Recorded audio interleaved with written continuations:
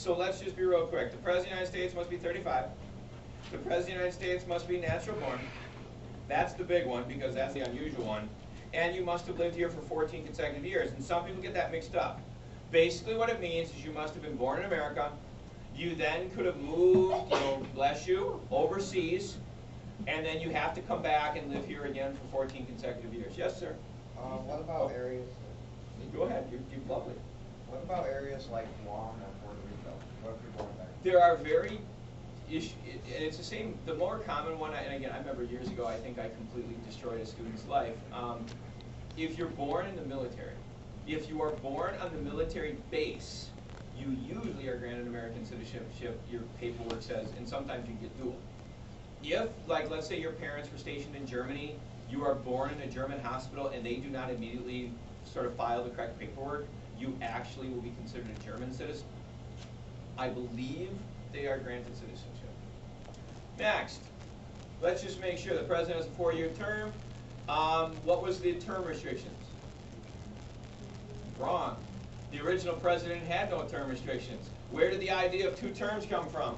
FDR. Ladies and gentlemen, George Washington unanimously was elected president twice. In fact, Alexander Hamilton openly encouraged he should become King George I. Kind of funny seeing we overthrew King George, right?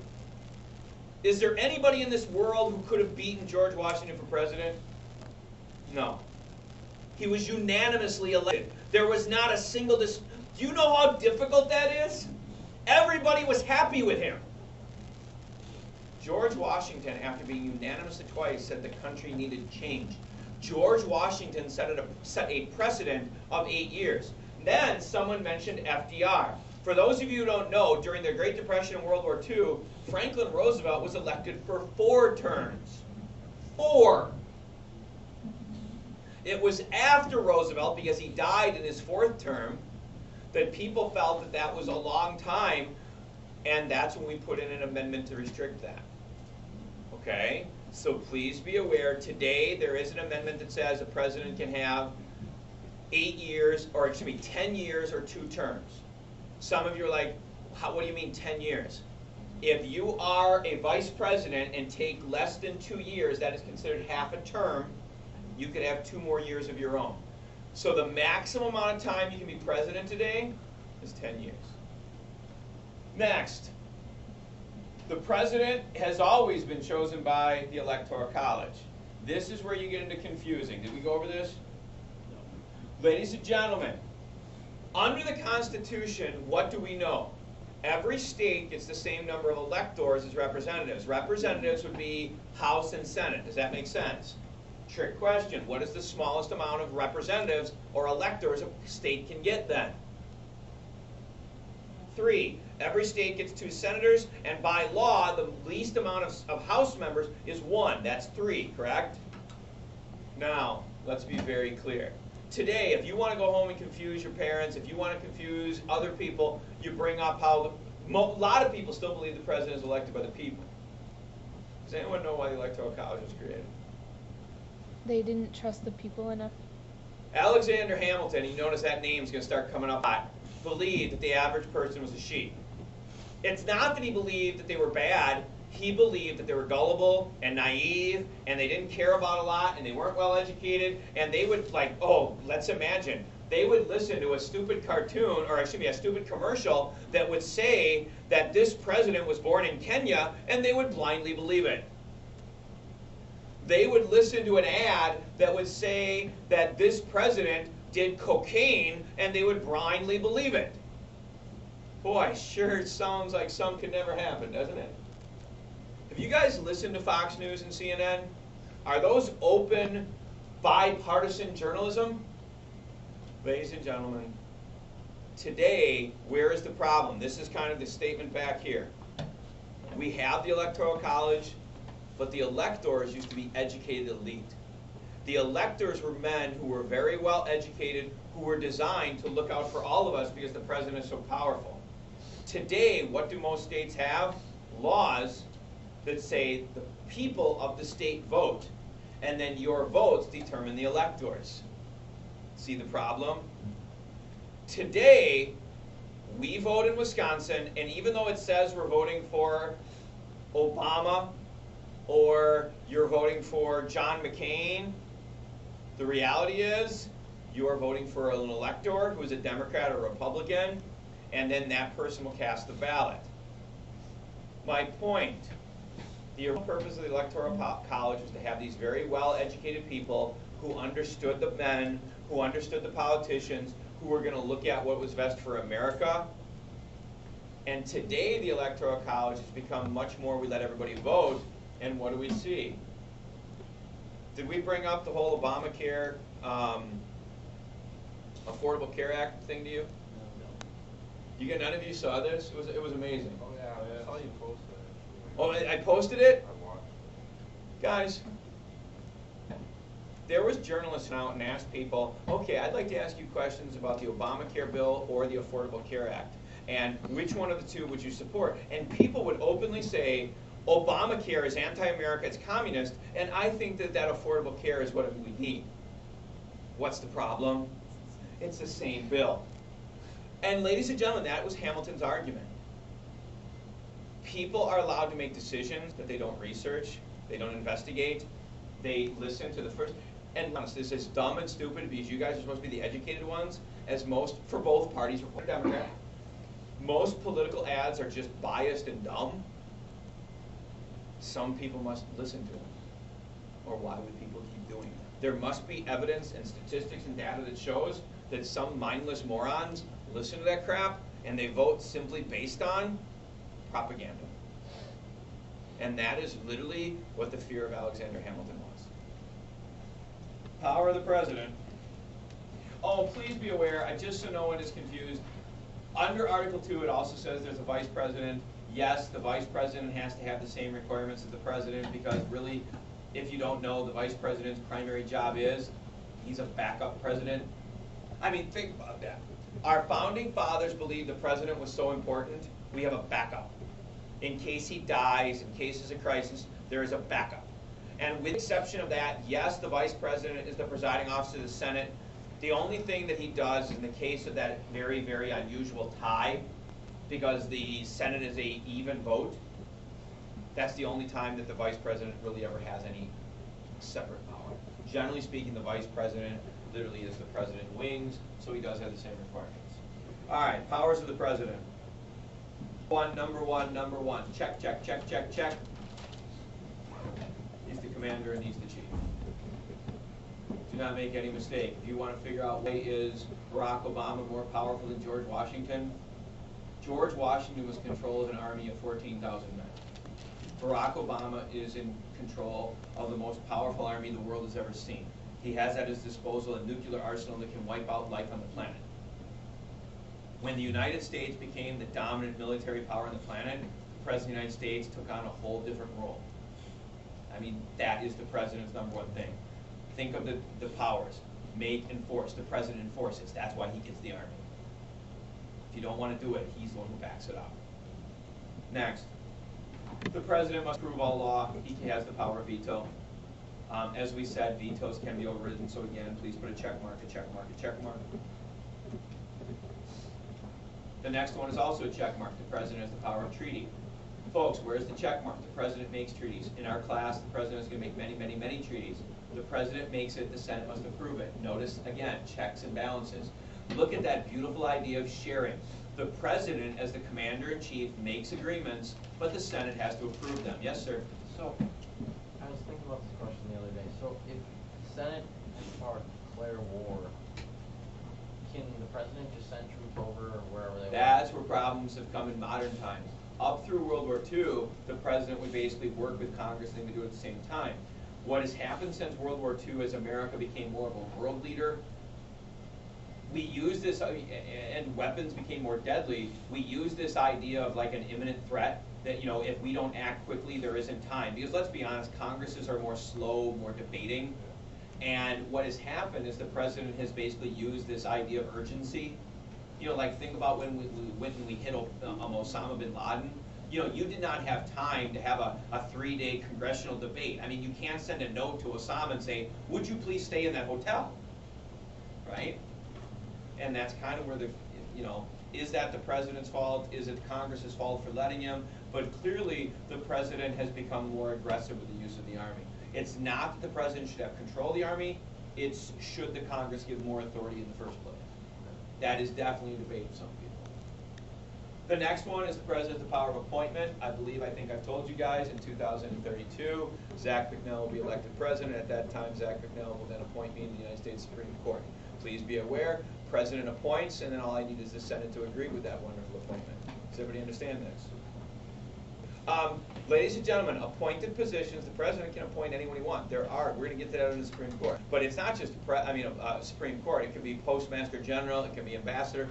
Appointed positions, now clearly there's some positions that might have object base of what background you'd have. The president, now what is the check? The Senate would have to agree to it. Clearly if a person has no legal experience, the Senate might be a little bit more questionable. But it has happened in the past. Here we go. Next is the president has the power of pardon, reprieve, and amnesty. And I think the problem is when I say this, I think people have this idea that these are, a lot of the powers of the government aren't things that we use every single day. I mean, let's be honest, we said that we haven't used declaration of war since World War II. Doesn't mean it's not an important power. Ladies and gentlemen, pardon, reprieve, and amnesty kind of deals with the president. In fact, some people even argue it's a check because it's dealing with the, kind of the judicial branch. It's also dealing with the laws. Pardon, reprieve, and amnesty deal with criminals. A pardon is an absolute total get out of jail free, you are forgiven of the crime. Please listen carefully. This is the single coolest thing ever. I mean, if you go to the extreme extent, I walk into class, I pull out a gun, I shoot Gabby in the head, I'm very sorry, her guts are blasted everywhere, and like normal, Aria's got her little iPad out and she records it. If the president pardons me, I don't go to jail. I can't be held civilly responsible. The United States government has forgiven me the crime. Maybe she was a Al-Qaeda terrorist for all you know. I have been forgiven. It is definitely meant for things dealing with like spies, secret agents. It is meant for, I mean, most of the time people who are pardoned aren't murderers. Most of the time people who are pardoned are situations where the crime, or it's political. Yep. Can presidents pardon themselves? No, but for example, the most famous pardon of all time is Gerald Ford pardoned Richard Nixon, and that was over what issue? Watergate. And please understand, it actually hurt Gerald Ford more, but it's a very good decision because let's be honest, it would have been very, very bad to have a former president of the United States go to jail. Remember, Richard Nixon resigned before he was impeached. He never was held criminally responsible because he was pardoned. Next, reprieve. Ladies and gentlemen, reprieve is you're let out of jail early. And folks, what I'm doing is we're giving you the actual proper name. A lot of times people mix them up. So if you pardon someone, normally what would be the situation? We believe evidence has come out where you didn't do it. A reprieve, normally a situation that the governor feels that a person was punished enough. And normally this is a case where laws change. Imagine after Prohibition, there were people who were locked up in jail for selling alcohol, and now all of a sudden alcohol is legal again. In a reprieve, you still committed the crime, we're going to let you out early. The last one is amnesty. And amnesty is the pardoning or forgiving of a group. Quentin, you okay? Yeah. Okay, looked like I was losing it. The most famous amnesty, well, first of all, there was one after the Civil War with Civil War leaders. And then the other one in modern times is Jimmy Carter will grant amnesty to all the Vietnam draft dodgers. Because America was having a lot of sort of wounds over Vietnam, many Americans left to Canada, but under the law, if they ever came back, they could be arrested, jailed. Jimmy Carter gave them a pardon, which basically meant that if they came back, they could no longer be prosecuted for dodging the Vietnam War. The last one that I will mention, folks, under the president is the president also is supposed to give a State of the Union address. Now, ladies and gentlemen, this was once very, very prestigious with the State of the Union address. Folks, before TV, radio, and all that, what does this say? Once a year, the president had to come out and kind of give a summary of the condition of America and a future plan. I cannot tell how much, if you look at the early part of our class, this used to kind of outline where our class was going. In modern times, we still have a State of the Union address. The president still gives a State of the Union address, but let's be honest, President Obama speaks once a week on the TV. Presidents are very visible today. It doesn't take weeks to travel to Washington. So the State of the Union is still there. Yes, it's significant, but it does not have the same ramification as it once did. I mean, this used to be kind of like a yearly event where people went to get an idea of what was coming for the future. Ladies and gentlemen, Article 3 of the United States Supreme Court. Ladies and gentlemen, in all honesty, I know it's not very exciting. Article 3 basically says there must be a Supreme Court. It says that it is the highest court of the land, and it is the court of last resort. That's it. That's really all it says. In technical terms, the Constitution doesn't even say how many judges there are. It doesn't really say much in terms of what their job description. It simply says they're the highest court of the land. It doesn't say anything about what other courts are. What happens, folks, is basically the judges are appointed. The only thing is it does say is they have life term. Cleveland wants the job. Do you understand the coolness of this? The problem with being a politician is you got to kiss people's butt. Because if you don't kiss people's butt, they vote you out. People get mad. People get upset. If you're a judge and you get the job, the only thing you're supposed to do is honor the Constitution. You can be mean to people. You can be nasty to people. You can, be as condescending as you want. There's only 3 ways to get rid of a judge: impeachment, death, and retirement. And I'll be honest, as many judges have retired as have resigned. It is very common that judges will literally stay until they literally pass away. Now, I'm going to leave it. Basically, that's it. The judiciary back, the one thing I do want to point out is they do get life terms. There is going to be some major controversy over the Supreme Court. For right now, the biggest thing they have is their life term. That gives them advantage because they don't have to kiss up to congressmen, they don't have to kiss up to the president. And their court is final, which means when they make a decision, there is no higher appeal. You can't go to the president, you can't go to Congress, you can't go to the court. The problem comes is that the Constitution is not very specific over what items they rule on. Okay? Generally speaking, the Supreme Court is an appellate court with a few very limited original jurisdiction, and that is like treason. Here we go. 4, 5, 6, and 7, and then we can finally move into George. 4.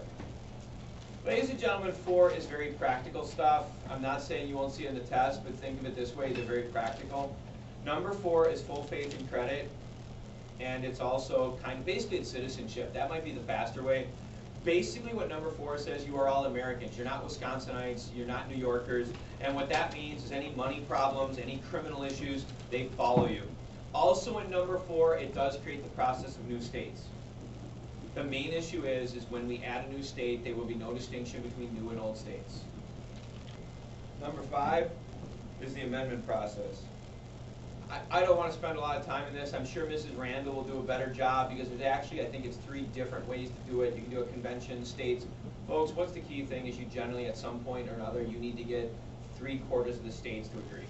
So when you look at the amendment process, there's a national convention where you get the original vote, but eventually, in some way, some shape, some form, 75% of the states. So when we look at amendments, they are more difficult.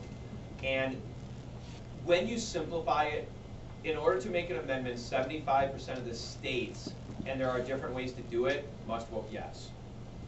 Next is number 6. Number 6 is also, again, one of those very simple ones, but it's very important. Do not underestimate the Supremacy Clause. This is very, very monumentally different from the Articles. Ladies and gentlemen, the Supremacy Clause says if federal and state laws conflict, if the state and the federal government get into a disagreement, federal law trumps state law. This is to avoid controversies if a federal government and the states create laws that are different. Like, for example, why doesn't states pass laws that contradict Obamacare? Because under the Constitution, if a federal and state laws contradict each other, the federal law supersedes. That is very Articles. And the main reason is to avoid a situation where we have sort of differing ideas within the states for each state. Now, there are some issues where states have authority. What we're referring to is if the federal government makes a decision, states cannot contradict that decision. Number 7 is the ratification process. Folks, the ratification process will take much more effect into our class than Mrs. Randall's. For those of you who have not had government yet, government class is going to look at the Constitution in a lot of detail. Article 7 is literally how does the Constitution, this is a historical item. All right, we have the articles. What needs to happen for the Constitution to replace it? And under the ratification process, basically the key number was 9. Basically, as soon as 9 states voted yes, the Constitution would become the law of the land and the articles would be thrown out.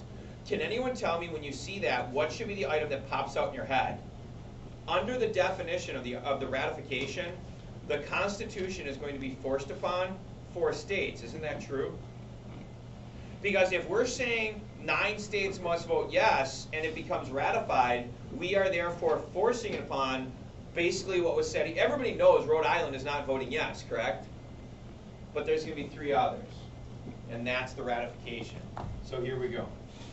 So ladies and gentlemen, let's actually look at the ratification. Basically what the Constitution says is this is the process to do it. What happens is we send it to the states, and each state has meetings to try to convince people that our state should ratify. If any of you remember like those coins that came out with the states on them, they actually came in order of ratification. In fact, that's why Alaska and Hawaii were last. The very first one is Delaware, and I'm not going to go through the entire list. So Delaware, in fact, I believe it's still on their license plate, that they were the first to ratify. Number 9 is New Hampshire. Now, ladies and gentlemen, I'm going to read this, and if you want to write it down, good gosh, you're smart. But if there's 9 that ratify, what would be the quicker and faster way to figure this out? Which 4 didn't? So, ladies and gentlemen, these are the 9. Delaware, Pennsylvania, don't write them down. You really don't need them. Delaware, Pennsylvania, New Jersey, Georgia, Connecticut, Massachusetts, Maryland, South Carolina, New Hampshire. There's 4 that didn't, and something's really important here. Ladies and gentlemen, one of the 4, so what we really want to focus on is 4 did not vote yes. 4 did not sign it. 1 was Virginia. What's the problem with that? It's the richest, it's the largest, it's smack in the middle of the stupid country. Who else didn't? Rhode Island, and no one crap about them. Who else? Maryland did. North Carolina, South Carolina did, so that's 3. There's another big one. New York. Ladies and gentlemen, what you want to identify is there are 4 states. I'm going to say something very inappropriate, so please don't get mad at me. 4 states, and you think about ratification, if I'm a founding father, there are 2 pissants, which means nobody cares, and that would be who? Basically, I'm telling you is nobody minds telling Rhode Island, North Carolina, this is what you're going to do, is shut your mouth. Rhode Island's that big, we can squash you. The other 2 are Virginia, New York. Wealthy, strong, in the middle of the country. Ladies and gentlemen, what I'm trying to tell you is you want to know the 4 that didn't, because everybody freaks out about Virginia and New York, but specifically Virginia. Basically what happens is under the law, the Constitution was legal, but instead of telling Virginia, New York, you're going to do this, we made the decision, we better kiss up to them a little bit. We need to find a way to convince Virginia and New York, you want to do this? Because Virginia and New York, if they would opt out, it could have very much dismantled the Constitution. Virginia, what was their big problem, the issue, the concern? No Bill of Rights. The Virginians were absolutely adamant that in the Constitution there was nothing that said that people are protected of this, this, this, or this. And that is what Virginia wanted. How do we deal with that? George Washington goes to the Virginia Convention and says, sign this, join the government, I will run for president, and I promise a Bill of Rights will be added. George Washington says we need Virginia. I will guarantee if I become president, we will get one. So please understand, George Washington largely takes care of Virginia. The issue is the Bill of Rights. Number 2, New York. For some of you who have ever been to New York, maybe this still makes sense. The New Yorkers wanted to know what's in it for us. New York did not understand how Rhode Island is going to help us. And how on earth are we going to benefit from Georgia? I mean, New York isn't stupid. Massachusetts has some potential. Virginia has some potential. But Delaware? That was New York's concern. How? Yeah, we're just going to end up paying for their lazy butts. How do we deal with that? 3 men, Madison, Hamilton, and John Jay, are going to write what are called the Federalist Papers. Ladies and gentlemen, the Federalist Papers are basically going to be these papers that basically take the Constitution and are designed to give examples of how the government would help merchants, farmers, and various types of businesses. Basically what you want to think of, folks, is in the Federalist Papers, Hamilton, Madison, and Jay try to explain how the Constitution will benefit everybody. In fact, interesting point, the Federalist Papers are the first place that reference judicial review. That is the big thunder and power of the Supreme Court. New York ratifies, and at that point, the Constitution is, for the most part, good to go. Ladies and gentlemen, at this point, what you want to identify, there are 7 problems, and of the 7 problems, only one of them goes in order. Ladies and gentlemen, there are 2 really intelligent things you can think about. 1, these are 7 things the Articles failed. So if you have to try to in some way say, what could the Articles not do? Here's your answer. The other thing is, these are the 7 things George Washington has to deal with. Ladies and gentlemen, at this moment, we are starting George Washington as president. We are dealing with how is the United States going to adjust from the Articles to the new government. And ladies and gentlemen, there are, right here, notice, this is the only one that really has to be last. Why? Because this problem is a new problem. This one is not from the Articles. Washington deals with it. Washington has to fix it. Not inherited. All of the other problems came from the Articles. What is the amazing, cool thing about the unit? Problem, solution. Problem, solution. Problem, solution. Washington will fix all of them. B is Bill of Rights. E stands for a problem with England. S is Spain. M is money. I is Indians. L is legitimacy. And F is friends. I'll repeat them. The Bill of Rights, England, Spain, money, Indians, legitimacy, and France. Now, ladies and gentlemen, even more quickly, what I'd like to do is very quickly, let's just identify what the problem is. Bill of Rights, there isn't one. That's the problem. There was not one. There was nothing in the government that deliberately protected the people. And remember, there was a promise out there to Virginia.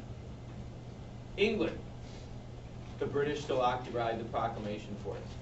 Do you know how embarrassing and degrading it is to have several thousand foreign soldiers on your land? That is the primary problem with the British. They, despite the winning of the war, it is now 10 years later, British soldiers on our land. We are going to talk about, there are some other problems with England. England also was beginning to dump trade goods on us. They were trying to really kind of hurt New England. They were dumping cheap finished goods. We'll get to some other things, but the big one is the British soldiers. Spain, the Spanish were encroaching on our southern border. Remember the Spanish on Florida, correct? The Spanish were coming up and they were encroaching upon the southern border because there was no clearly defined definition. What did the Treaty of Paris say? It went from America to Florida. Well, went to Florida. And what the Spanish did is they kept moving further north. Money, we owe a whole crap load, and our paper money sucked. We will go into this one into a lot of detail. Our money sucked. In fact, if you want to be honest, most people believe that that was the problem that simply was too big, that we couldn't fix. That's where Hamilton will come. Indians. Ladies and gentlemen, it's frontier land. Who gets it? How are we going to use it? Are we going to let people settle? The problem with Indians is always land. It's Ohio. Because remember the proclamation, that got us mad, so now we want to. L is legitimacy. There are going to be issues of whether our own citizens respect the government. If you want an example, Whiskey Rebellion. There are going to be issues. I mean, even looking at the ratification, folks, states did not ratify immediately. They had concerns. There was fear of whether, government, and folks, what was the big thing that people understand is your government is so far away. Would it become abusive?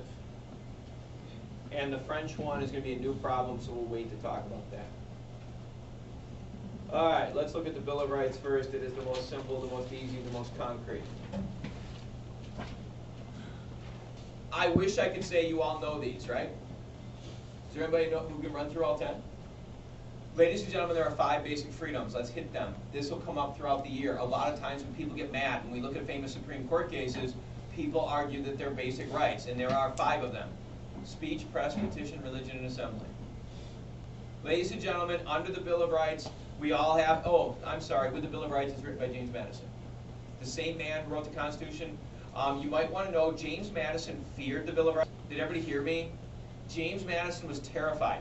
James Madison was so afraid he was going to write this down and says you have freedom of speech, and Madison was afraid that anything he forgot to write down, it would imply you can't do it.